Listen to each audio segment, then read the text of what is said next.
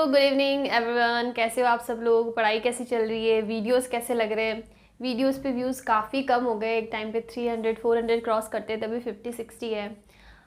हो सकता है मैंने कहीं पे कुछ चीज़ आपको अच्छे से नहीं पढ़ाई हुई, तो अगर मैं आपको हर वीडियो पे बोलती हूँ कि अगर मेरे किसी वीडियो में, किसी भी टॉपिक में, किसी भी न्यूमेरिकल में कहीं भी कुछ भी प्रॉब्लम आती है आपको, अब एकदम फ्री हो कमेंट करने के लिए। ऑनेस्टली कमेंट करना कि यहाँ पे हमें प्रॉब्लम आ रही है, तो मैं डेफिनेटली उस चीज़ को इम्प्रूव करूँगी। अगर किसी टॉपिक में प्रॉब्लम है तो मैं उसको और अच्छे से समझाने का ट्राई करूँगी। तो बस इतनी सी बात थी। इसके आगे हम लोग बात करते हैं टॉपिक की बात। हमारा जो नेक्स्ट वीडियो, जो प्रीवियस वीडियो था, उसके अंदर हमने ग्रेविटेशनल फील्ड, पोटेंशियल एनर्जी, उनके बारे में बात करी। अब इस चैप्टर का लास्ट वीडियो, उसके साथ साथ में भी ये जो फिज़िक्स फर्स्ट वाली बुक है क्लास 11 की, इसका भी लास्ट वीडियो है। जो कैप्लर के लॉज है उनसे रिलेटेड सारे टॉपिक आज चलने वाले हैं। इतना बड़ा टॉपिक नहीं है, हम लोग ट्राई करेंगे कि इसको जल्दी ख़त्म कर दें। और उसके बाद में हम लोग नेक्स्ट वीडियो में स्टार्ट करने वाली आपकी जो फिज़िक्स सेकंड वाली बुक है, उसके अंदर जो मैकेनिकल प्रॉपर्टीज़ वाला जो चैप्टर है, चैप्टर 1, वही हम लोग स्टार्ट करेंगे। तो आज हम लोग इस चैप्टर को फिनिश कर देते हैं, कंप्लीट कर देते हैं पढ़ा के, अभी पढ़ाना बाकी है। तो प्लीज़ वीडियो में कहीं भी कुछ दिक्कत आती है आप मुझे कमेंट करके बताना। और अभी हम लोग हमारा टॉपिक स्टार्ट करते हैं। तो आज का हमारा टॉपिक है कैप्लर लॉज। कैप्लर लॉज से पहले मैं कुछ आपको बेसिक चीज़ें बता देती हूँ, ताकि उसको समझने के बाद आपको कैप्लर के लॉ समझना थोड़ा इजी हो जाएगा। जैसे कि अभी तक हम लोग सर्कुलर ऑर्बिट्स की बात कर रहे थे, अब हम लोग एलिप्टिक ऑर्बिट्स की साइड जाएंगे। तो इसके जो बेसिक कॉन्सेप्ट्स है वो कैसे आते हैं। और उससे पहले एक इम्पॉर्टेंट टॉपिक हम लोग पढ़ेंगे, which is orbital velocity. Orbital velocity क्या होता है? ऑर्बिटल वेलोसिटी, जब भी हम लोग किसी प्लैनेट की बात करते हैं, ठीक है, और किसी प्लैनेट के अराउंड जब कोई सैटेलाइट रिवॉल्व करता है ना, तो उसके पास एक वेलोसिटी होती है। किस पर्टिकुलर वेलोसिटी से वो रिवॉल्व करता है, तो एक तो हमें वो फाइंड करना, उसके साथ साथ उस एक राउंड को कंप्लीट करने में उसको कितना टाइम लग रहा है, that is time period of that orbit, that satellite, वो कितना होता है। वो दोनों जो फॉर्मूलाज है वो हम लोग डेराइव करने वाले हैं। तो सबसे पहले हम लोग बात करते हैं ऑर्बिटल वेलोसिटी। कैसे होता है ऑर्बिटल वेलोसिटी?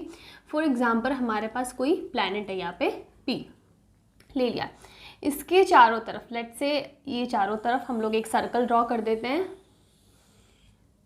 ठीक है। ये हमने सेंटर में नहीं बनाया है, तो हम लोग पहले इसको सेंटर में कर देते हैं। तो ये हो गया हमारा प्लैनेट, और इसके चारों तरफ कोई भी सैटेलाइट ले लेते हैं, सैटेलाइट S, इसका मास ले लेते हैं कैपिटल M और इसका ले लेते हैं स्मॉल m, ठीक है। तो ये सैटेलाइट इस प्लैनेट की चारों तरफ सराउंड अराउंड एक रिवॉल्व करती है। तो उस रिवॉल्विंग, जो इसका रिवॉल्व रहेगा, जो रिवॉल्विंग स्पीड रहेगी वो कितनी रहेगी, दैट इज़ इसकी वेलोसिटी कितनी रहेगी, वेलोसिटी v निकालनी हमें। हम लोग ऑर्बिटल वेलोसिटी है ना, तो इसको v0 से डिनोट कर देते हैं, v0, ठीक है, ये v0।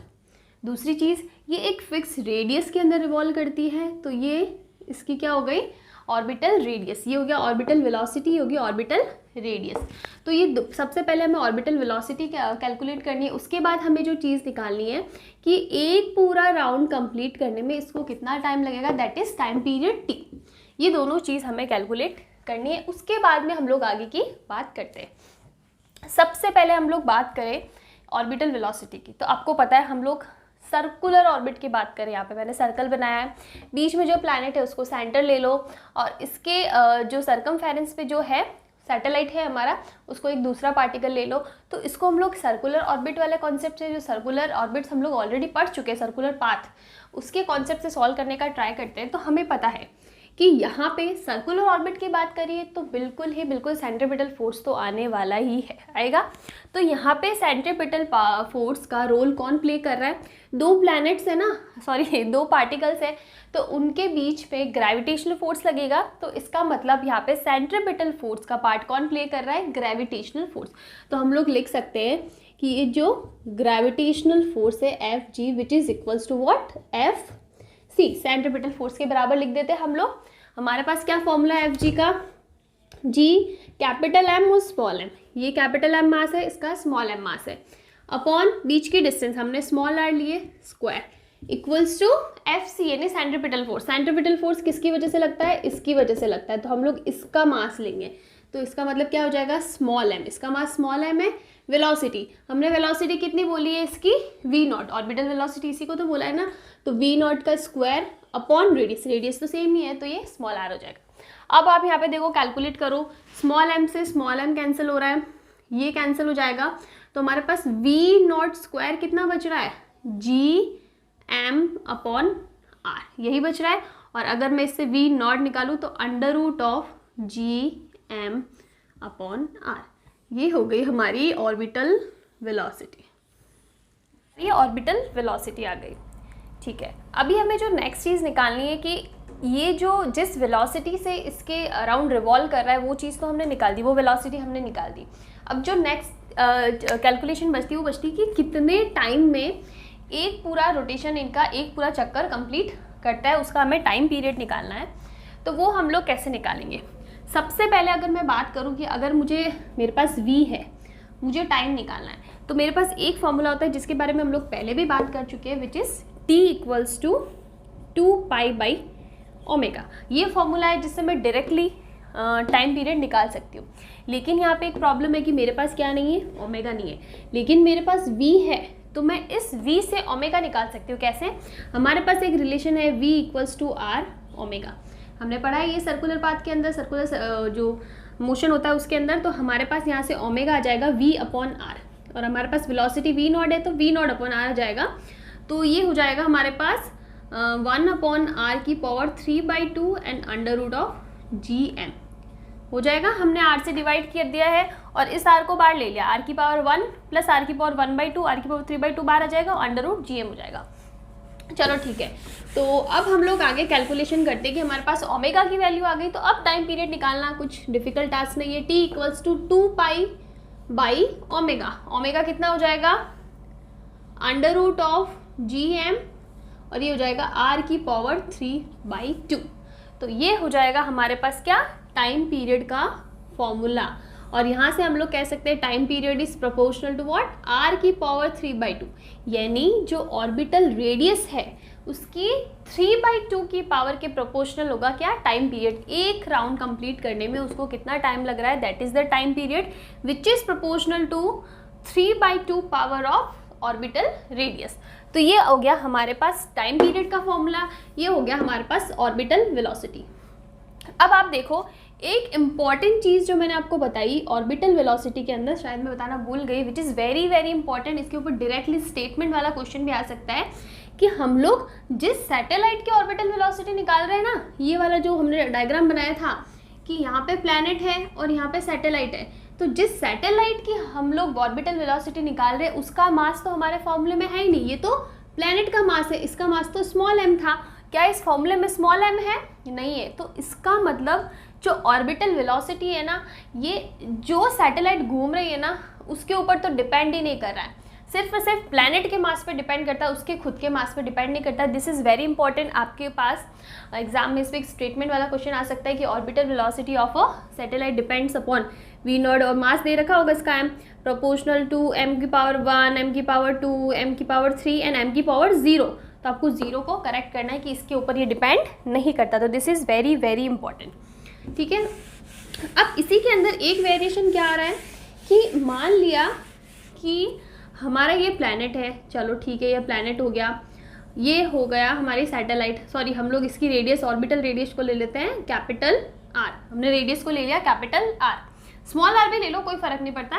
और हमने मान लिया कि किसी हाइट पे, ठीक है ये यहाँ पे हाइट है h, इस हाइट पे हमारी सैटेलाइट है, ठीक है ना, किसी हाइट पे इसके जो इसका ऑर्बिटल रेडियस है इसके हाइट पे h हाइट पे, हमने इसको बोल दिया h हाइट पे हमारा सैटेलाइट है। तो इस केस में टाइम पीरियड में क्या चेंजेस आएंगे, देखो सबसे इंपॉर्टेंट चीज़ यहाँ पे हमारी जो ऑर्बिटल रेडियस क्या हो जाएगी, r प्लस h हो जाएगी, होगा ना, ये तो हमने ये वाली डिस्टेंस लिए कैपिटल R, ठीक है, और हमने इसके जो ये सर्कुलर, ये जो ऑर्बिट सर्कुलर जो पाथ बन रहा है, सर्कुलर मोशन हो रहा है ना यहाँ पे, सर्कुलर पाथ नॉट मोशन, इससे भी h हाइट पे हमने सैटेलाइट लिया है, तो हमारी orbital radius r plus h हो जाएगी। तो इस केस में देखो हमारा ये फॉर्मूला क्या हो जाएगा, t equals to 2π under root of G M, और ये हो जाएगा r प्लस एच की पावर 3/2, बिकॉज हमने सर्कुलर जो ऑर्बिटल रेडियस है उसी को तो चेंज किया ना, पहले स्मॉल r दी, हमने उसको बढ़ा दिया, ये किसी हाइट h पे, उस r से भी हाइट h पे, तो r प्लस एच हो जाएगा।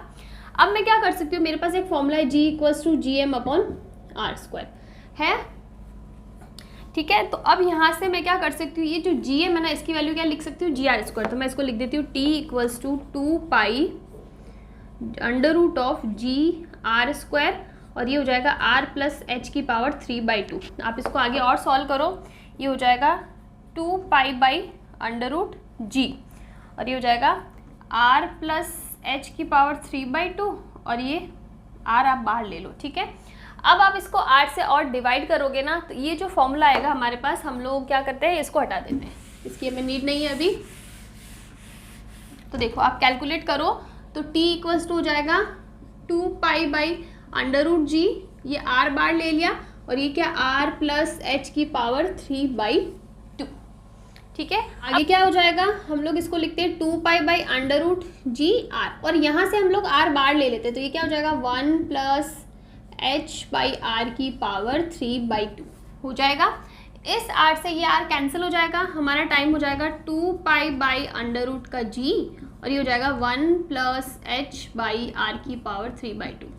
हमने कहीं पे कुछ गलत करा है, यस, यहाँ पे हम लोग कॉमन लेंगे, r की पावर 3/2 कॉमन आएगा ना, देखो उधर r प्लस h दोनों की पावर 3/2 लिया है, तो हमें r की पावर 3/2 को कॉमन लेना पड़ेगा। तो r की पावर 3/2 से r की पावर r कैंसिल होगा, तो पीछे यहाँ पे बचने वाला, यहाँ आगे लिख देते हैं r की पावर 1/2, या फिर हम लोग इसको लिख सकते हैं 2π/√r/g, और ये हो जाएगा 1 प्लस h/r की पावर 3/2। ये फॉर्मूला हमारे पास आता है जब हम लोग h हाइट की बात करेंगे तब।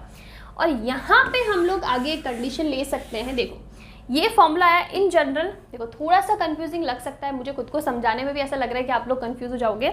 हमारे पास सिंपल पहले टाइम पीरियड का फॉर्मूला है, किसके लिए, जब हम लोग किसी सैटेलाइट को प्लैनेट के अराउंड रिवॉल्व करा रहे, तो उस केस में उसका टाइम पीरियड कितना होगा वो हमने निकाल दिया, उसका फॉर्मूला ये फॉर्मूला है, ठीक है। और यहाँ से हमें क्या रिलेशन मिल रहा है, t is proportional to r to the power 3/2।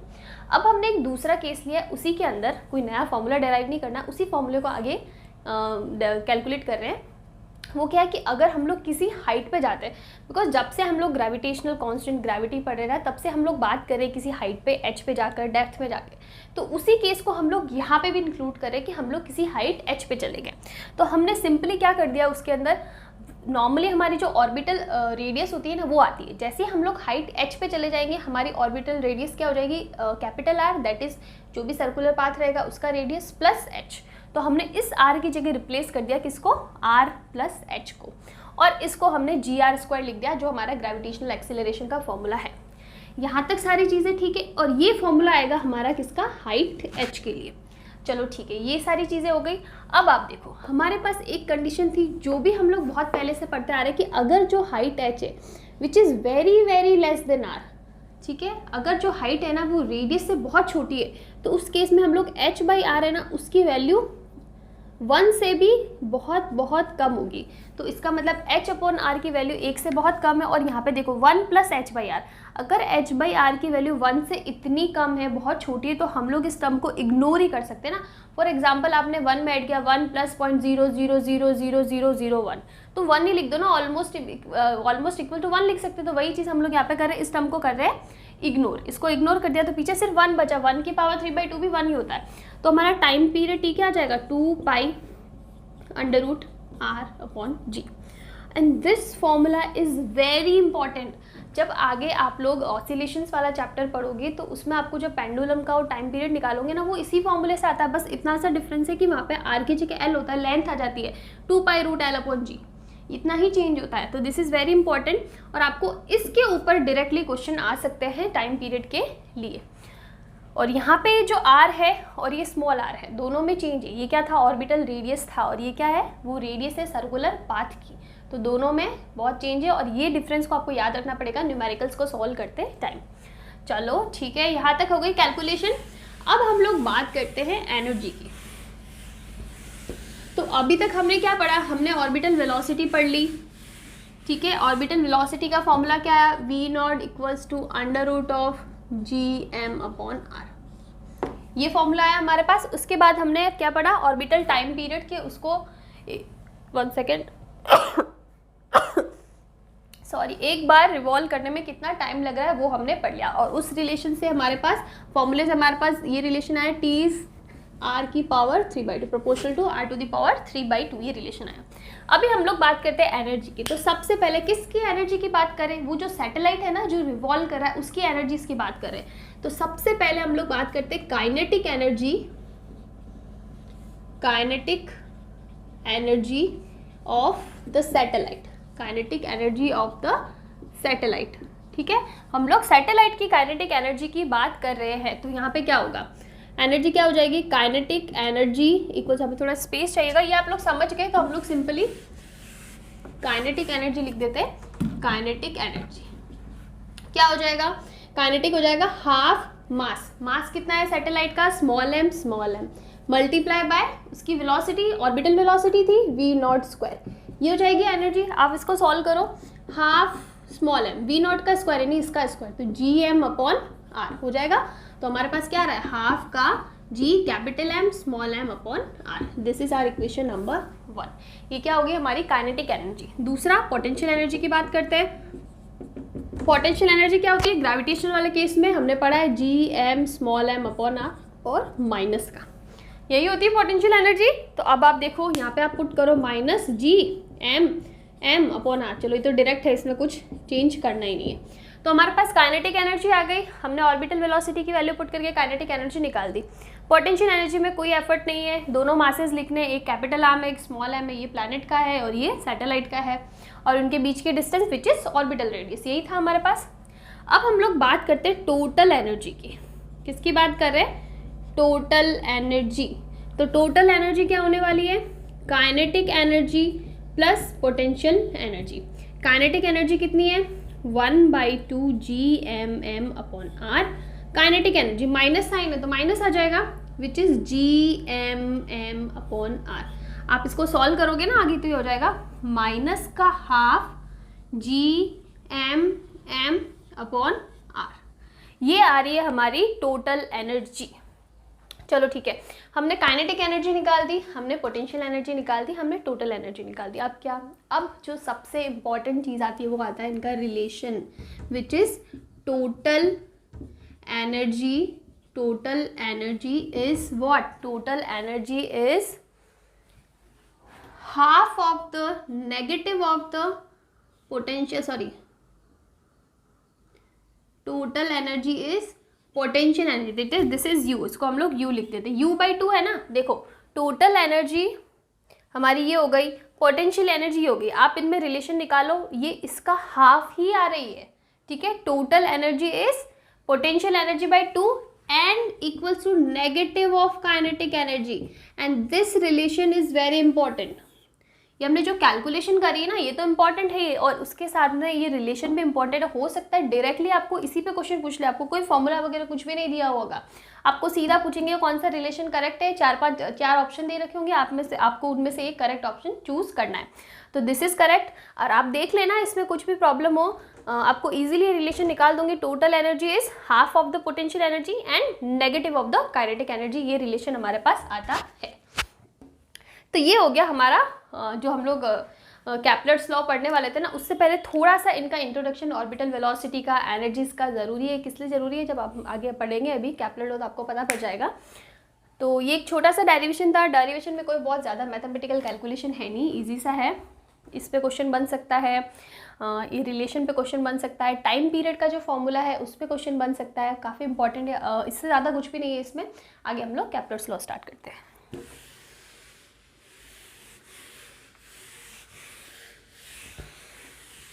अभी तक जो भी पढ़ाया है उसमें कहीं प्रॉब्लम आती है तो आप मुझे पूछना।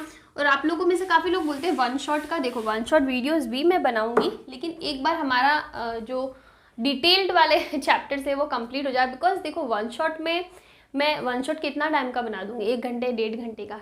जो मैं एक चैप्टर पे 4 से 5 वीडियोस बनाती हूँ, हर वीडियो ऑलमोस्ट 1 घंटे का होता है, तो उस 4 या 5 घंटे की वीडियो को 1.5 घंटे में रैप करना मतलब कुछ ना कुछ टॉपिक छोड़ना। ऑब्वियसली बात है, no numericals, only theory, only formulas, जो भी इंपॉर्टेंट टॉपिक्स होते हैं उनके बारे में बात करना। तो वो कब होता है, वो एक रिविजन वाला फेज आता है कि आपने पूरा चैप्टर कंप्लीट कर लिया, आपका सिलेबस कंप्लीट हो गया। नाउ आप लोग जो वन शॉट वीडियोस होते हैं ना वो देखते हैं टू रिवाइज योर कंटेंट्स, जो भी कंटेंट होगा उस चैप्टर का, जो भी कॉन्सेप्ट्स होंगे, टू रिवाइज जो कॉन्सेप्ट्स है उनके लिए आप वन शॉट वीडियोस देखते हो। तो वो चीज़ पे भी हम लोग आएंगे, लेकिन एक बार हम लोग डिटेल में चैप्टर्स की बात कर लें, ताकि जब मैं वन शॉट पढ़ा रही हूँ तो ऐसा नहीं हो अरे ये कहाँ से आया, अरे ये कहाँ से आया, ये चीज़ होती है। तो इसलिए वन शॉट भी आएंगे, लेकिन पहले हम लोग चैप्टर कंप्लीट करते हैं। जियो स्टेशनरी सैटेलाइट क्या होता है? जियो स्टेशनरी सैटेलाइट, इसमें कोई बहुत बड़ी कैलकुलेशन नहीं है, सिंपल सी चीज़ है। जियो स्टेशनरी सैटेलाइट्स ऐसी सैटेलाइट्स होती है कि यहाँ पे आप अर्थ पे खड़े हो, ठीक है, और आप ओपन एरिया में खड़े हो, स्काई में नीचे खड़े हो, ठीक है। अब यहाँ से आप किसी सैटेलाइट को देखते हो ना, तो वो आपको स्टेबल दिखनी चाहिए, एकदम स्टेबल कांस्टेंट दिखनी चाहिए, वो घूमती हुई नहीं दिखनी चाहिए। मतलब यहाँ पे खड़ी खड़ी मैं किसी सैटेलाइट को देख रही हूँ तो वो मुझे एक ही पॉइंट पे दिखनी चाहिए, ठीक है। चाहे मैं वहाँ से देखूँ, चाहे मैं यहाँ से देखूँ, मुझे वो एक ही पॉइंट पे दिखनी चाहिए। इसका मतलब वो मुझे घूमती हुई दिखनी नहीं चाहिए। बहुत ही सिंपल बेसिक लैंग्वेज में आपको समझाने का ट्राई कर रही हूँ। अब आप बताओ ये चीज़ कब पॉसिबल है? मैं यहाँ खड़ी हूँ और ये सैटेलाइट है, ठीक है, मैं अर्थ पे हूँ, अर्थ की बात कर रहे हैं हम लोग, मैं अर्थ पे हूँ और मैं यहाँ पे किसी सैटेलाइट की बात कर रही हूँ। अर्थ के किसी भी पॉइंट से देखने पर मुझे ये सैटेलाइट एक ही पॉइंट पे दिखनी चाहिए, मुझे मूव होती हुई नहीं दिखनी चाहिए। चलो ठीक है, हमने मान ली ये चीज़, लेकिन ये कैसे पॉसिबल है? ऐसा पॉसिबल है, 2 केस में पॉसिबल है। या तो दोनों ही एक ही जगह स्टेबल है, मैं भी यहीं पे खड़ी हूँ, वो भी यहीं पे खड़ी है, वो भी उसी जगह पे है, और मैं यहाँ से देखती रहूँ तो ऑब्वियसली बात है वो उसी जगह पे दिखेगी। दूसरी चीज़ क्या होगी? अगर दोनों घूमें, ठीक है, दोनों घूम रहे हैं और दोनों सेम स्पीड से घूमने चाहिए, ठीक है, दोनों का जो रोटेशन होता है, जो टाइम पीरियड होता है वो सेम होना चाहिए, तभी ये चीज़ पॉसिबल है ना। अब आप देखो, मुझे ये पता है कि पहला वाला केस लेते हैं कि हम लोग दोनों स्टेबल है, सैटेलाइट भी स्टेबल है और अर्थ पे मैं भी स्टेबल हूँ। लेकिन क्या मैं स्टेबल हूँ? हाँ, मैं स्टेबल हूँ, लेकिन अर्थ तो स्टेबल नहीं है। अर्थ अपना एक रोटेशन लेके रोटेट करती है, उसकी एक रोटेशनल वो होती है, टाइम पीरियड होता है, रोटेशनल वेलोसिटी होती है, दैट इज एंगुलर वेलोसिटी होती है अर्थ की। तो इसका मतलब अर्थ तो स्टेबल नहीं है। तो फर्स्ट केस तो हो जाता है क्रॉस। दूसरा केस कि दोनों मूवेबल है। यस, दोनों मूवेबल है। क्यों? क्योंकि अर्थ रोटेट करती है, आपको पता है। तो सैटेलाइट भी, ये जो सैटेलाइट है वो भी अर्थ की स्पीड से ही रोटेट करनी चाहिए। अर्थ का जो रोटेटिंग वेलोसिटी है वही होनी चाहिए, वही टाइम पीरियड होना चाहिए। उसी केस में ऐसा पॉसिबल है कि अर्थ पे खड़े खड़े हमें वो जो सैटेलाइट है वो क्या दिखे? स्टेबल दिखे, वो हमें घूमती हुई नहीं दिखे। एक्चुअल में दोनों रोटेट कर रहे हैं, अर्थ भी रोटेट कर रही है, वो सैटेलाइट भी रोटेट कर रहे हैं, बट द थिंग इज दोनों सेम स्पीड से रोटेट कर रहे हैं। तो इसका मतलब टाइम पीरियड और angular velocity should be same, तभी पॉसिबल है ना, दोनों सेम है। टाइम पीरियड, अर्थ के रोटेशन का टाइम पीरियड क्या है? 24 आवर। 24 आवर में एक राउंड कंप्लीट करती है, ठीक है, ये वाला। और सन के अराउंड नहीं कर रही है, अपने एक्सिस पे 24 आवर में एक राउंड कंप्लीट करती है। तो वो सेम टाइम पीरियड किसका होना चाहिए? जियो स्टेशनरी सैटेलाइट का भी होना चाहिए, तभी उस केस में हमें वो स्टेबल दिखेगी। और अगर मैं वेलोसिटी, एंगुलर वेलोसिटी की बात करूँ तो 2π/t होता है, सेम है, कोई फर्क नहीं पड़ता। तो दोनों ही केस में हमारे क्या होना चाहिए? टाइम पीरियड बोल दो या फिर एंगुलर वेलोसिटी बोल दो, रोटेशनल वेलोसिटी बोल दो, वो सेम होनी चाहिए। उसी केस में हम लोग बोल सकते हैं कि वो सैटेलाइट क्या है? जियो स्टेशनरी सैटेलाइट है। तो the very important condition is time period of rotation of earth and that satellite should be same. In that case हम लोग बोल सकते हैं वो क्या है? जियो स्टेशनरी सैटेलाइट है। ओके, और टाइम पीरियड कैसे? और चलो ठीक है, ये दोनों चीज़ हो गई। एक दूसरी चीज़ होती है, फर्स्ट सेकंड बोलेंगे कि जो रेडियस होती है ना वो फिक्स्ड होती है। रेडियस मतलब कि इस डिस्टेंस पे वो होनी चाहिए, तो वो फिक्स्ड डिस्टेंस होती है। मान लो ये हमारा अर्थ है और यहाँ पे वो सैटेलाइट है, तो ये जो डिस्टेंस है ना वो फिक्स्ड होती है कि इतने रेडियस पे, इतने डिस्टेंस पे वो सैटेलाइट होनी चाहिए। वो कितनी होती है? वो अराउंड होती है distance r equals to 42,165 kilometre, ठीक है, ऑलमोस्ट होती है, इतने ही बराबर होती है। और ये आप कैसे निकाल सकते हो? हमारे पास फॉर्मूला है t equals to 2π√gm r⁻³ ये फॉर्मूला है हमारे पास। टाइम पीरियड की वैल्यू आप पुट कर दो 24 आवर। 2 पाई कॉन्स्टेंट है, जी की वैल्यू हमारे पास है, ये तो अर्थ का ही तो मास, ये भी हमारे पास है, तो यहाँ से हमारे पास इस आर की वैल्यू निकल जाएगी जो कितनी आएगी, आप इसको स्मॉल आर ले लो चाहे, कितनी आएगी 42,165 किलोमीटर। तो ये वाली वैल्यू भी हमारे पास आ जाएगी। आप इसी टाइप से इसकी वेलोसिटी भी निकाल सकते हो जो हमने ऑर्बिटल वेलोसिटी से निकाली थी, विच इज़ √gm/r, ये निकाल सकते हो। मैंने आपको एक चीज़ नहीं बताई थी कि जो ऑर्बिटल वेलोसिटी होती है ना √√gm/r, उसकी ऑलमोस्ट वैल्यू, जब हम लोग अर्थ के लिए बात करें ना कि हमारा जो प्लैनेट है, हमने ये माना था कि यहाँ पे हमारा प्लैनेट है, यहाँ पे हमारी सैटेलाइट है, ये माना था। तो अगर ये प्लैनेट हमारा अर्थ है तो उसके केस में फॉर्मूला क्या होगा, √gm/r, अर्थ की रेडियस होगी, ठीक है। तो इस केस में हमारे पास g की वैल्यू पता है, m की वैल्यू पता है और r की वैल्यू भी पता है, तो ये ऑलमोस्ट आता है 8 किलोमीटर पर सेकेंड, 8 किलोमीटर पर सेकेंड के बराबर आता है। और एस्केप वेलोसिटी कितना आता था, एस्केप वेलोसिटी आता था 11.8। और हम लोग ये रिलेशन भी निकाल सकते हैं कि v escape equals to √2v0, निकाल सकते हैं ना, बिकॉज एस्केप वेलोसिटी का फॉर्मूला क्या था, √2gm/r, यही था। तो यहाँ से हम लोग लिखा सकते हैं कि v escape is √2 of v0, यानी 1.414 इंटू 8 किलोमीटर, जो ऑलमोस्ट किसके बराबर आने वाला है, 11.8 के बराबर, ठीक है। तो ये रिलेशन भी आपको पूछ सकते हैं, रिलेशन कि orbital velocity and escape velocity के बीच में क्या रिलेशन है, तो उसके ऊपर क्वेश्चन भी आ सकता है, या फिर डायरेक्टली रिलेशन भी पूछ सकते हैं, नीट में आ सकता है क्वेश्चन, थोड़ा इजी टाइप में रहता है इसलिए। तो इस टाइप से आपको ये कैलकुलेशन हो सकती है। तो यहाँ पे हमने जियो स्टेशनरी सैटेलाइट पढ़ा। जियो स्टेशनरी सैटेलाइट में सबसे इंपॉर्टेंट चीज़ है टाइम ऑफ रोटेशन, और हम लोग बोलते हैं कि जो वेलोसिटी होती है, एंगुलर वेलोसिटी होती है, वो अर्थ की और उस सैटेलाइट की सेम होनी चाहिए। उसी केस में हम लोग बोलेंगे कि वो क्या है, जियो स्टेशनरी सैटेलाइट है।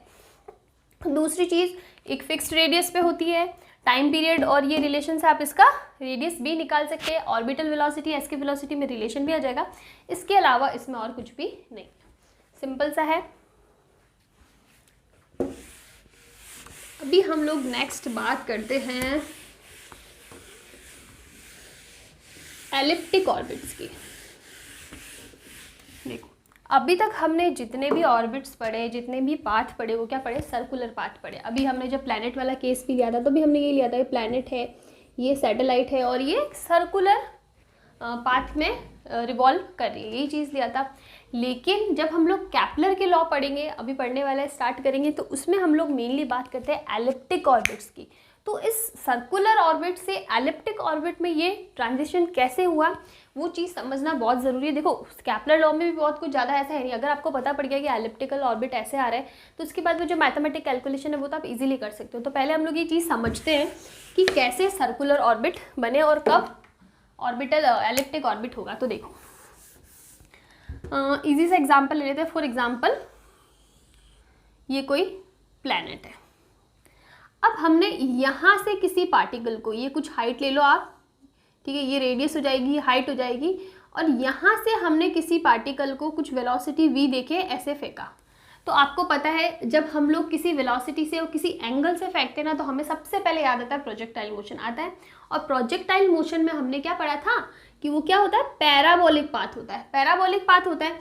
लेकिन हम लोग यहाँ पे किसकी बात कर रहे हैं, एलिप्टिक की बात करें, इलिप्स की बात करें, एलिप्टिक ऑर्बिट। तो वो कैसे पॉसिबल है, तो वो ऐसे पॉसिबल है कि जब हमने प्रोजेक्टाइल मोशन की बात कर रही थी ना, तो वहाँ पे हम लोग जब किसी हाइट से फेंकते तो वो हाइट कैलकुलेटिव होती थी, हमें पता होता था कि 20 मीटर, 50 मीटर, 50 किलोमीटर, 100 किलोमीटर इतना होता है। लेकिन जब ये हाइट h बहुत ज़्यादा हो, height h is very very less than कुछ पर्टिकुलर वैल्यू, ठीक है, जो हम लोग नॉर्मल जो प्रोजेक्टाइल मोशन में जो वैल्यूज़ लेते हैं ना, उनसे काफ़ी ज़्यादा, जब ये h हाइट बहुत ज़्यादा हो ना, तो उस केस में पैराबोलिक पाथ नहीं होकर कौन सा पाथ होगा, एलिप्टिक पाथ होगा। ये देखो, इस टाइप से जैसे ही अर्थ से टकराए ये ऐसे कंप्लीट कर देगा। यहाँ पे आपको दिख रहा होगा ये जो शेप है ना, ये ऐसा, ये कौन सा शेप होता है, एलिप्टिक शेप ही तो होता है, ठीक है। चलो, हमको ये भी समझ में आ गया कि हम लोग किसी हाइट से, और वो हाइट ज़्यादा होनी चाहिए, ठीक है। जो हम लोग प्रोजेक्टाइल मोशन में हाइट्स पढ़ते हैं ना, वो हमें पता होता है, उनकी वैल्यूज़ पता होती है कि इतना किलोमीटर है, इतना मीटर है। लेकिन हम लोग जब बहुत बड़ी हाइट की बात करें, वहाँ से किसी पार्टिकल को हम लोग, यहाँ पे हम लोग पार्टिकल लेके चल रहे हैं, पर बेसिकली हम लोग कैप्लर्स लॉ में सैटेलाइट की ही बात करने वाले हैं। तो किसी पार्टिकल को अगर थ्रो करते किसी वेलोसिटी से ज़्यादा हाइट में, तो वो एक एलिप्स की फॉर्म में, एलिप्स के पाथ में रिवॉल्व करता है, एलिप्स का पाथ कन्वर्ट करता है, एलिप्स का पाथ लेता है। चलो ठीक है, ये भी हमें समझ में आ गया कि यहाँ पे इसने एलिप्टिकल पाथ लिया है। लेकिन फिर सर्कुलर पाथ कब होगा? जैसे जैसे ये हाइट बढ़ेगी, ठीक है, जितनी जितनी हाइट पे जाओगे और जितनी वेलोसिटी बढ़ेगी उतनी वेलोसिटी पे क्या होगा, जैसे हमने कुछ और वेलोसिटी दी तो ये ऐसे कवर करेगा, फिर और वेलोसिटी दी तो ये ऐसे कवर करेगा, और एक कोई वेलोसिटी होगी जिसपे ये क्या कर लेगा, सर्कुलर पाथ कंप्लीट कर देगा। हम लोग अलग से बात करते हैं, कुछ हाइट पे हाइट ले ली और कुछ वेलोसिटी ले ली तो ये ऐसे पाथ होगा। जैसे जैसे हम लोग वेलोसिटी बढ़ाएंगे ना, ये पाथ कैसे होने लग जाएगा, देखो हम लोग, और ये किसी वेलोसिटी पे ये सर्कुलर पाथ हो जाएगा। ये वाली वेलोसिटी देखो, यहाँ पे क्या कर रहा है, सर्कुलर पाथ ले रहा है। तो जब वेलोसिटी, जिस वेलोसिटी से हम थ्रो कर रहे हैं वो ऑर्बिटल वेलोसिटी के बराबर हो जाती है ना, when velocity is equals to orbital velocity, तब वो पाथ क्या हो जाएगा, सर्कुलर पाथ हो जाएगा। और जब वेलोसिटी ऑर्बिटल वेलोसिटी से कम है, उस केस में क्या हो जाएगा, एलिप्टिकल ले लो, एलिप्टिकल पाथ। तो ये कंडीशन आपको समझनी बहुत ज़रूरी है कि कब सर्कुलर पाथ हो जाएगा और कब एलिप्टिकल पाथ होगा। जब ऑर्बिटल वेलोसिटी से कम वेलोसिटी है, हाइट ज़्यादा होनी चाहिए, तब हमारा एलिप्टिकल पाथ है। लेकिन जैसे ही वेलोसिटी ऑर्बिटल वेलोसिटी के इक्वल्स होने लग जाएगी, वो एक सर्कुलर पाथ में ट्रैवल करने लग जाएगा और वहाँ पे हमारा सर्कुलर पाथ हो जाएगा। And the condition is when velocity is what, equals to orbital velocity. तो ये सिचुएशन आई होप सबको समझ में आ गई होगी कि कब ऑर्बिटल वेलोसिटी, कब सर्कुलर पाथ होगा, कब एलिप्टिकल पाथ होगा और कब पैराबोलिक पाथ होगा। When height is very less, ठीक है, कुछ मीटर्स में कुछ किलोमीटर्स में हाइट है, तब पैराबोलिक पाथ होगा। लेकिन जब हम लोग बहुत ज़्यादा हाइट की बात करें और जब भी हम लोग प्लैनेट सैटेलाइट की बात करते हैं ना, तब हाइट बहुत ज़्यादा ही होती है, तो उस केस में वहाँ पे पाथ हाइपरबोलिक नहीं होगी, क्या होगा, एलिप्टिकल होगा। और वेलोसिटी क्या होनी चाहिए, ऑर्बिटल वेलोसिटी से कम होनी चाहिए। ऑर्बिटल वेलोसिटी से ज़्यादा वेलोसिटी है तब क्या हो जाएगा आपका, इक्वल है, तब सर्कुलर पाथ हो जाएगा। और जब ज़्यादा भी होगा ना, तब वापस ये एलिप्टिकल पाथ लेने लग जाएगा। तो सिर्फ एक ही सिचुएशन पे, एक ही कंडीशन पे सर्कुलर पाथ होगा, और वो कंडीशन कौन सी है, when velocity is equals to orbital velocity. इसके अलावा कोई भी वेलोसिटी हो, वो क्या होगा, एलिप्टिकल पाथ होगा। और हाँ, एक कंडीशन है कि velocity should be less than orbital velocity and also less than escape velocity. अगर एस्केप वेलोसिटी से ज़्यादा हो गया तो यहाँ से स्किप कर जाएगा, ठीक है, फिर तो पाथ को कंप्लीट ही नहीं करेगा ना, ये छोड़ देगा अपने पाथ को, ठीक है। तो इसका मतलब है ऑर्बिटल वेलोसिटी से कम होना चाहिए और एस्केप वेलोसिटी से भी कम ही होना चाहिए, तभी ये इस पाथ को और एलिप्टिकल पाथ को कंप्लीट करेगा। चलो ठीक है, तो ये हो गया हमारा एलिप्टिकल पाथ कैसे बनेगा। तो इसकी कुछ बेसिक कंडीशन थी, वो आपको याद होनी चाहिए। अब हम लोग बात करते हैं केपलर्स लॉ की।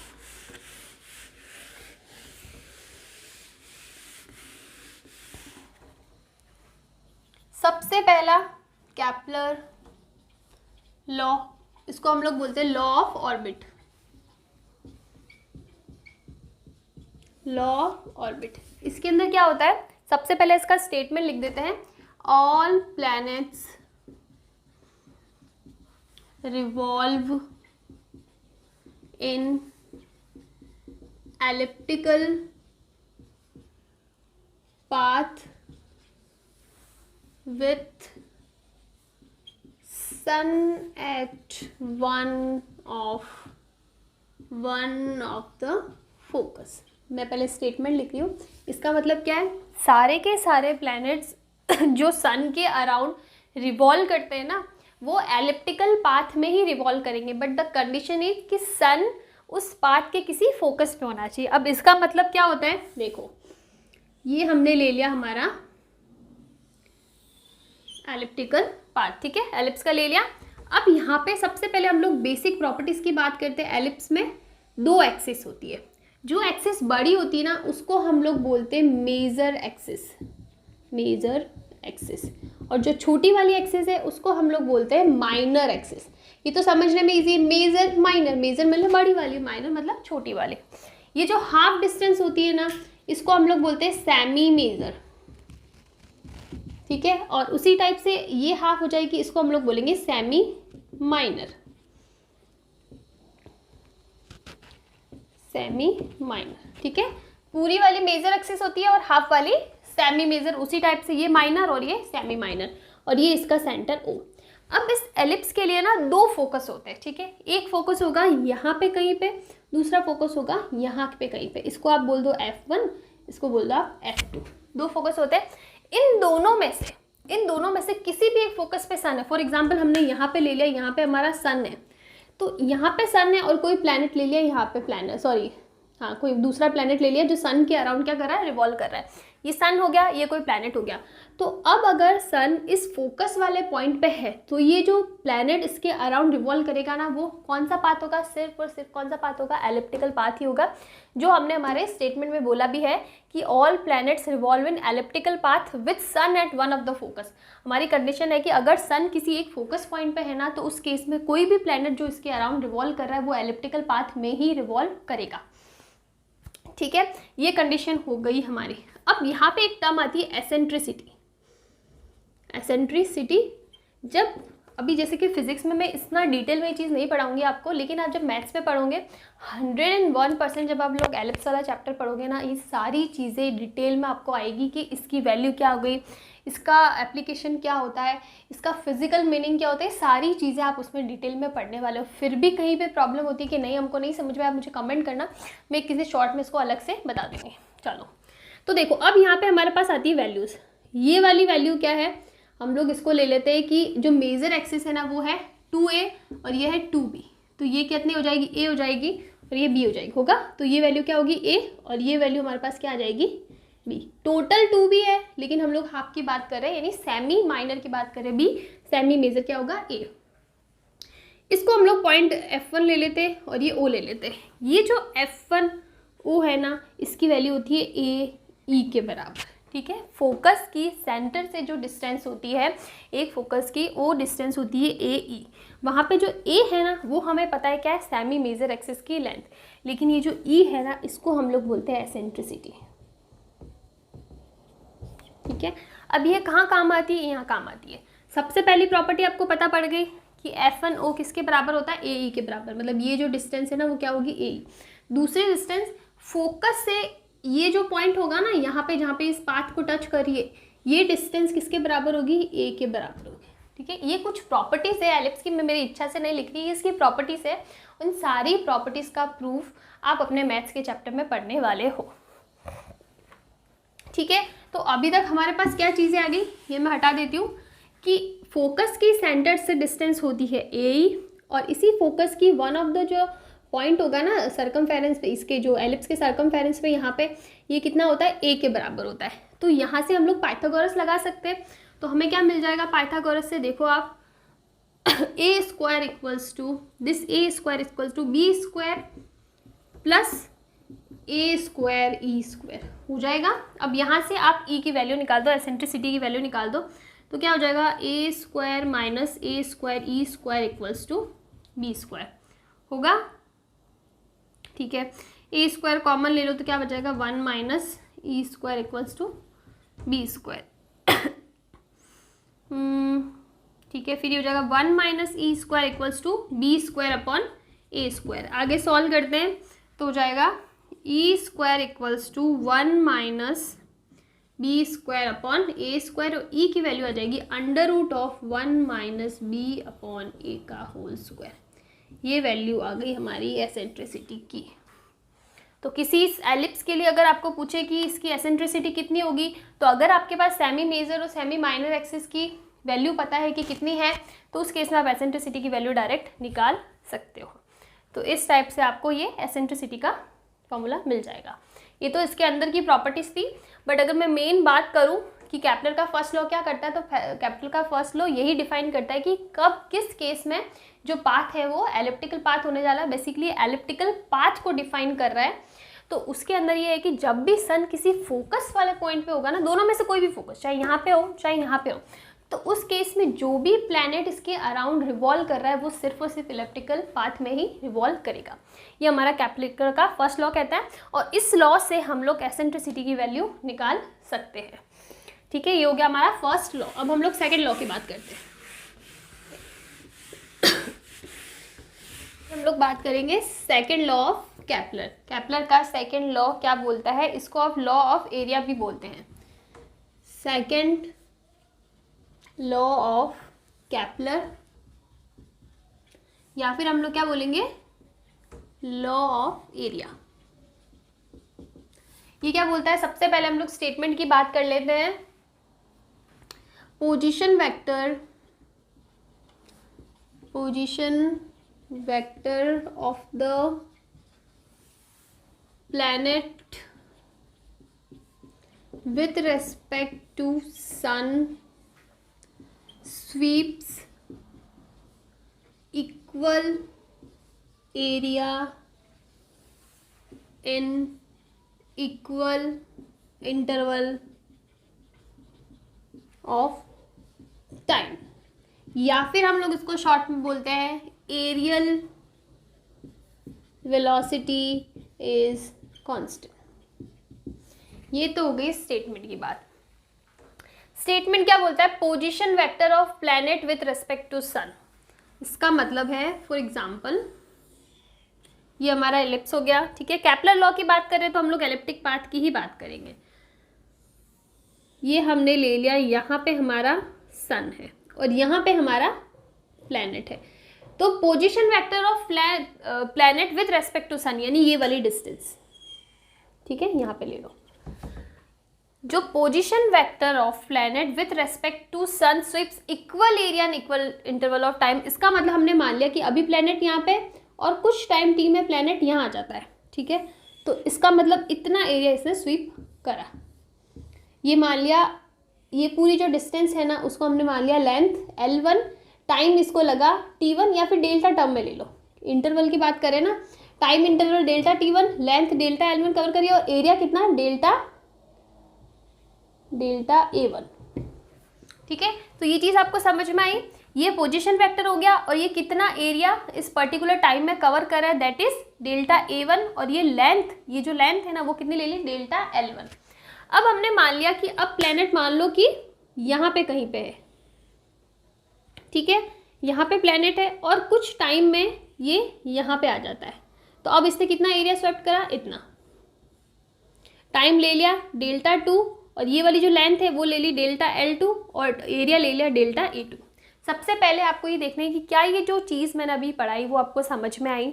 ये हो गया पोजीशन वेक्टर, ये कितने टाइम में, मतलब डेल्टा T1 टाइम में यहाँ से यहाँ तक पहुँच गया। तो इस टाइम में इसने कितना एरिया स्वेप्ट करा, ये इसका एरिया हो जाएगा, दैट इज डेल्टा A1। ये जो लेंथ कितनी कवर करी, डेल्टा L1, टाइम कितना लगा, डेल्टा T1। उसी टाइप से सेम कंडीशन हमने यहाँ पे थोड़े छोटे बात के लिए ले ली। ओके, तो ये तो हो गया जनरल कंडीशन। अब हमारा केपलर का सेकंड लॉ बोलता है कि अगर ये टाइम पीरियड सेम हुआ, यानी delta T1 equals to delta T है, अगर ये टाइम सेम है तो इसका मतलब ये जो एरिया इससे स्वेप्ट करा है ना, ये दोनों में सेम होना चाहिए। इसका मतलब डेल्टा A1 भी किसके बराबर होगा, डेल्टा A2 के बराबर होगा। ये हमारा केपलर का सेकंड लॉ बोलता है कि अगर ये इंटरवल, टाइम इंटरवल बोला ना, इक्वल इंटरवल ऑफ टाइम, अगर ये टाइम दोनों का सेम है ना तो एरिया भी ये बराबर ही स्वेप्ट करने वाला है। यही हमारा केपलर का सेकंड लॉ है। चलो ठीक है, हमने मान लिया कि टाइम पीरियड सेम है तो एरिया भी इक्वल स्वेप्ट करा। अब दूसरी चीज़ आती है कि यहाँ पे तो लेंथ इतनी ज़्यादा है और यहाँ पे लेंथ हमें कम दिख रही है, तो ये कैसे पॉसिबल है। यहाँ पे इसने एरिया सेम टाइम में सेम एरिया स्वेप्ट करना, तो इसका मतलब ये जो लेंथ L2 होगी ना, that must be greater than L1, तभी तो ये चीज़ पॉसिबल है ना। देखो ये एरिया कितना ज़्यादा है, ठीक है, ये एरिया इतना ज़्यादा और ये एरिया इतना कम है और दोनों एरिया हम लोग बोल रहे हैं सेम है, टाइम भी सेम लग रहा है। तो ये कब पॉसिबल, ये तभी पॉसिबल है जब ये लेंथ बहुत ज़्यादा हो, चाहे ये एरिया कम स्वेप्ट कर रहा है, चाहे हमने ये ऐसे ले लो आप, ठीक है, यहाँ से लगाकर यहाँ तक, तो आप देखो ये जो लेंथ है वो ज़्यादा हो जाएगी, लेकिन एरिया तो अभी भी इसके कंपैरेटिवली में कम ही दिख रहा है, ठीक है नहीं, लेकिन कम दिख रहा है। तो इसका मतलब जब हम ये कंडीशन ले रहे हैं ना कि टाइम पीरियड सेम है तो चलो एरिया भी हमें सेम मिल रहा है, तो इसका मतलब ये वाली लेंथ ज़्यादा होनी चाहिए तभी ये कंडीशन पॉसिबल है। तो L2 is greater than L1, तो इसका मतलब यहाँ पे लेंथ ज़्यादा है, यहाँ पे लेंथ कम है और ये ज़्यादा लेंथ को सेम टाइम में कवर कर रहा है और ये कम लेंथ को सेम टाइम में कवर कर रहा है। इसका मतलब यहाँ पे वेलोसिटी जो होगी ना वो मैक्सिमम होगी और यहाँ पे क्या होगी, मिनिमम। तब भी पॉसिबल है ना। देखो सेम टाइम में, एक ही टाइम में 5 सेकंड आपने टाइम ले लिया, 5 सेकंड में एक जना 10 मीटर डिस्टेंस कवर कर रहा है और एक जना 5 मीटर डिस्टेंस कवर कर रहा है। जो 10 मीटर डिस्टेंस कवर कर रहा है ना 5 सेकंड में, तो इसका मतलब उसकी वेलोसिटी ज़्यादा है, वो ज़्यादा स्पीड से दौड़ रहा है। और जो 5 मीटर डिस्टेंस कम कर रहा है वो कम स्पीड से दौड़ रहा है। तो इसका मतलब यहाँ पे इसकी वेलोसिटी ज़्यादा होगी, तभी तो ये सेम टाइम में ज़्यादा डिस्टेंस कवर कर रहा है। तो यहाँ पे वेलोसिटी मैक्सिमम होगी और यहाँ पे वेलोसिटी क्या होगी, मिनिमम होगी। तो ये हमारा कुछ बेसिक प्रॉपर्टीज़ है सेकंड लॉ की। सबसे पहले हमें पता होना चाहिए कि अगर इंटरवल ऑफ टाइम है, सबसे पहले एलिप्टिकल पाथ होना चाहिए, एलिप्टिकल पाथ है। अगर टाइम पीरियड सेम है तो एरिया जो स्वैप्ट करेगा वो भी सेम ही होगा, ये हमारा सेकंड लॉ बोलता है। वो कब पॉसिबल है, जब ये वाली लेंथ क्या हो, ज़्यादा हो। और अगर लेंथ ज़्यादा है और टाइम पीरियड सेम ही है तो इसका मतलब यहाँ पे वेलोसिटी क्या होगी, ज़्यादा होगी, और यहाँ पे वेलोसिटी कंपैरेटिवली क्या होगी, कम होगी। तो ये कुछ कंडीशंस हैं। अब इसी के बेसिस पे हम लोग एक डेरिवेशन करते हैं एसेंट्रिसिटी से रिलेटेड, जो आपके एग्जाम में आता भी है। कैसे करेंगे, तो हम लोग इस डायग्राम को फिर से बना देंगे। चलो अब देखो सेकंड लॉ को प्रूव कैसे करें, उसके लिए हम लोग ये करते हैं। ये थोड़ा सही नहीं बना, वापस बनाते हैं इसको।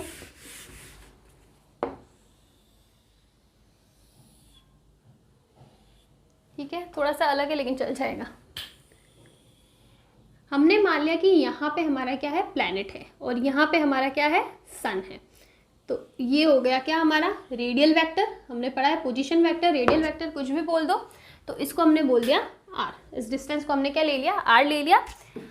अब यहाँ पे जो इसकी वेलोसिटी है ना, ये वेलोसिटी इसके सरकमफेरेंस के टेंजेंट होता है, तो ये क्या है, वेलोसिटी वी होगा।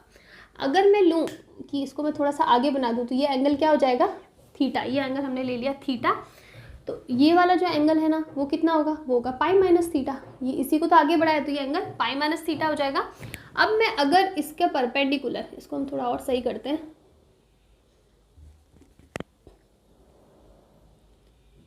ये ज़्यादा बेटर है, ये वेलोसिटी v। मैं यहाँ पे एक परपेंडिकुलर ड्रॉ कर देती हूँ, इसको मैं ले लेती हूँ हाइट क्या, h। ठीक है, इसको भी आप ऐसे कर सकते हो मैच। अब हमें क्या करना है कि हमें इस एरिया की, ये जो एरिया स्वैप्ट कर रहा है ना, देखो सबसे पहले प्लैनेट यहाँ पे था P, और कुछ टाइम में ये यहाँ पे आता है। तो इसका मतलब ये डेल्टा t टाइम में कुछ एरिया स्वैप्ट करता है, जिसको हमने ले लिया, टाइम बहुत छोटा है तो dt टाइम में d एरिया स्वैप्ट कर, ये वाला एरिया, ये वाला, ये तो नीचे तो रेडियल वेक्टर, ये वाला जो एरिया है ना, ये वाला, ये एरिया इसने डी टाइम में, सॉरी dt टाइम में डी एरिया स्वैप्ट करा। जो चीज़ हमने अभी स्टेटमेंट में पढ़ी है ना, उसको हम लोग प्रूव कर रहे हैं। चलो ये चीज़ हमारे पास आ गई। अब अगर मुझे ये एरिया निकालना है तो मैं कैसे निकालूंगी। सबसे पहले आप देखो कि ये जो डिस्टेंस होगी ना, वो डिस्टेंस कितनी होगी, v वेलोसिटी से dt डिस्टेंस में, ये dt टाइम में इसने डिस्टेंस ट्रेवल करी है, तो ये जो डिस्टेंस होगी यानी ये जो लेंथ है वो कितनी होगी, v dt। ये तो आपको पता है ना, velocity equals to distance upon time होता है। तो डिस्टेंस क्या होता है, वेलोसिटी इंटू टाइम, और ये डिस्टेंस, वेलोसिटी तो v है और टाइम पीरियड कितना है, dt। तो इसका मतलब ये जो डिस्टेंस है वो कितनी हो जाएगी, v dt। Okay, v dt हो गया। अब आप देखो, अब अगर मुझे इस हाइट की वैल्यू निकालनी है ना, तो मैं इस ट्रायंगल को कंसीडर कर लेती हूँ। ट्रायंगल का एंगल हमें पता है कितना, पाई माइनस थीटा है। ये h हाइट हमें निकालनी है और इसकी वैल्यू हमें पता है, तो मैं साइन ले लेती हूँ। Sine pi minus theta equals to height upon hypotenuse which is v dt। तो यहाँ से sine pi minus theta sine theta ही होता है, तो h इक्वल्स टू क्या आ रहा है, साइन थीटा v dt। आ गई हमारे पास ये वैल्यू। यहाँ तक आई थिंक किसी को कोई प्रॉब्लम नहीं होनी चाहिए, सिंपल मैथमेटिक्स की बात कर रहे हैं। अब मुझे ये एरिया निकालना है DA।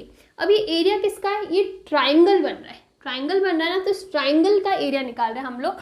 तो ये जो एरिया होगा ना DA, ये कितना होगा, हाफ, ट्राइंगल का ये होता है हाफ इंटू बेस। बेस कितना है, r, डिस्टेंस r है, r into height h। h कितनी है, साइन थीटा v dt। तो ये आ रहा है हमारे पास। अब इसकी हमें कोई ज़रूरत नहीं है, इसको हम लोग हटा देते हैं। तो हमारे पास एरिया आ रहा है DA equals to half r multiply by v sine theta dt। ये वैल्यू हमारे पास आ गई। अब आप देखो, मैं डी टी को नीचे ट्रांसफर कर लेती हूँ तो क्या आ रहा है, D A upon D T आ गया, multiply by equals to half R V sine theta हो गया। अब इस टर्म को मैं m से मल्टीप्लाई कर लेती हूँ और m से डिवाइड कर लेती हूँ। क्यों कर रही हूँ अभी आपको पता पड़ जाएगा। तो हमारे पास आ जाएगा D A upon D T equals to half M V R sine theta divided by m।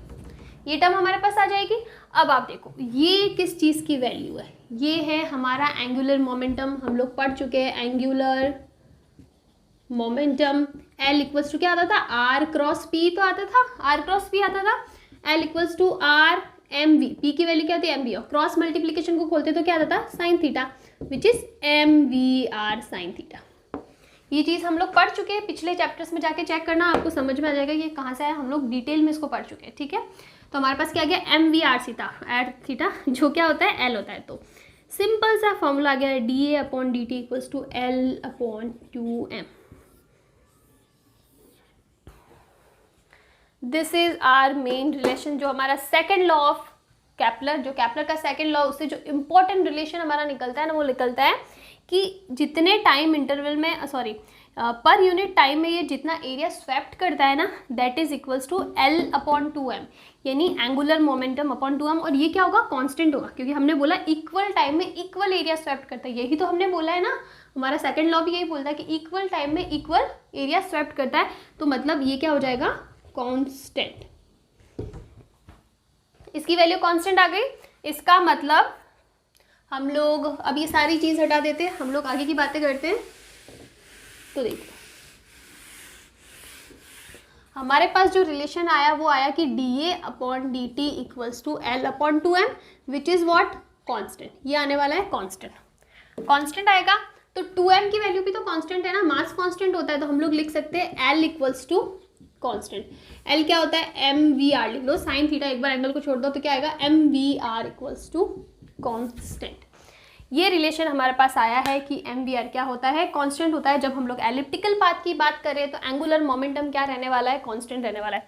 और अगर एंगुलर मोमेंटम कांस्टेंट रहता है ना, तो हमें एक रिलेशन था tau equals to D L upon D T, पढ़ा है हमने। अगर ये वैल्यू कांस्टेंट है तो टाउ इक्वल्स टू क्या, 0 होगा।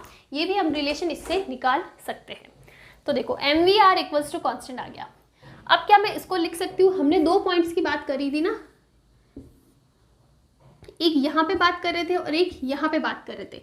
यहाँ पे वेलोसिटी क्या थी, मैक्सिमम थी, यहाँ पे वेलोसिटी क्या थी, मिनिमम थी। ये चीज़ हमने पढ़ी। ये डिस्टेंस ले लिया r1 और ये डिस्टेंस r2, ले सकते हैं अलग अलग। तो इसी रिलेशन को अगर मैं इन 2 पॉइंट्स के लिए बात करूँ ना, तो मैं लिख सकती हूँ m1 v1 r1 equals to m2 v2 r2, लिख सकती हूँ। अब चलो ये वाला केस हमारा r1 का है, तो m1 हो गया m1। चलो हम लोग मास, तो ये दोनों जो प्लैनेट है उसका मास तो सेम ही रहने वाला है, तो हम इस रिलेशन को और इजी कर लेते हैं। हम लिख लेते हैं v1 r1 equals to v2 r2। इससे एक इंपॉर्टेंट रिलेशन ये भी आता है कि vr इक्वल्स टू कॉन्स्टेंट, तो v is proportional to 1 upon r।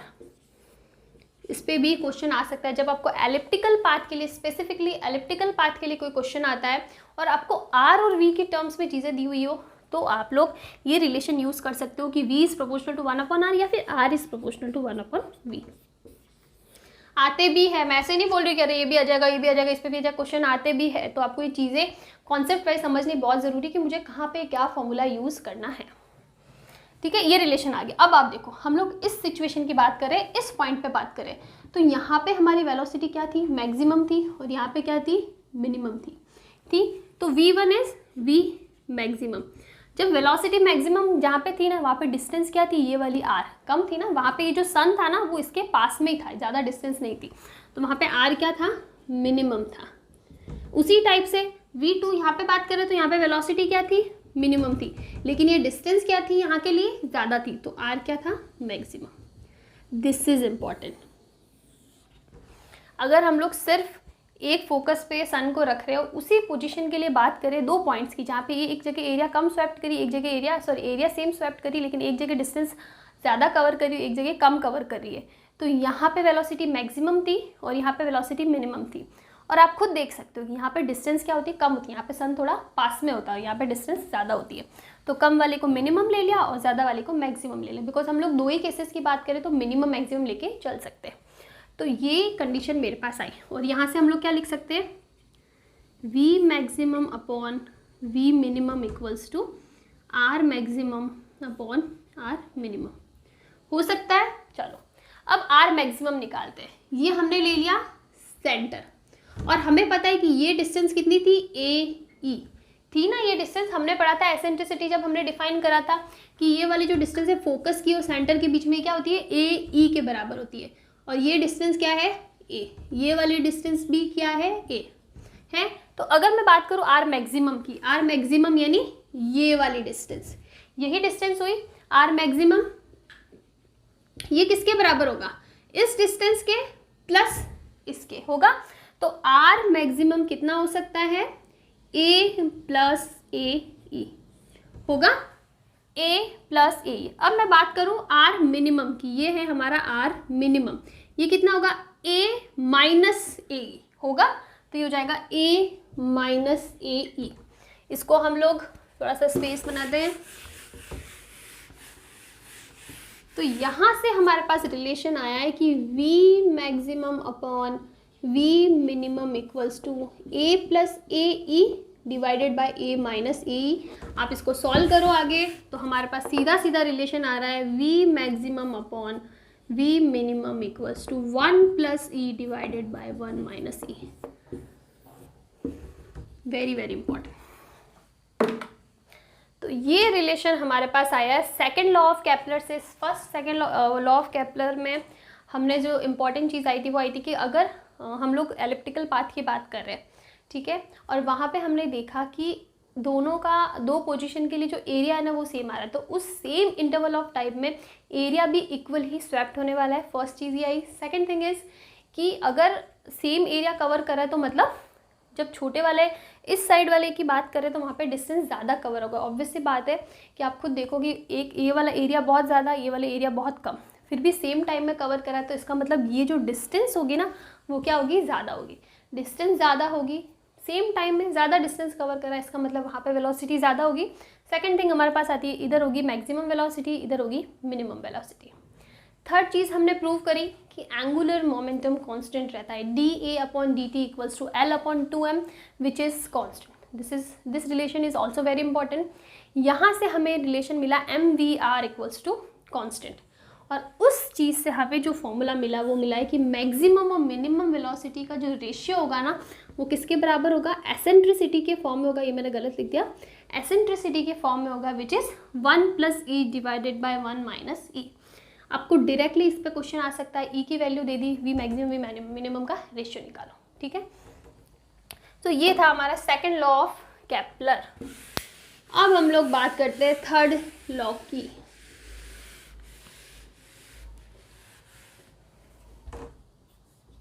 Third law of Kepler.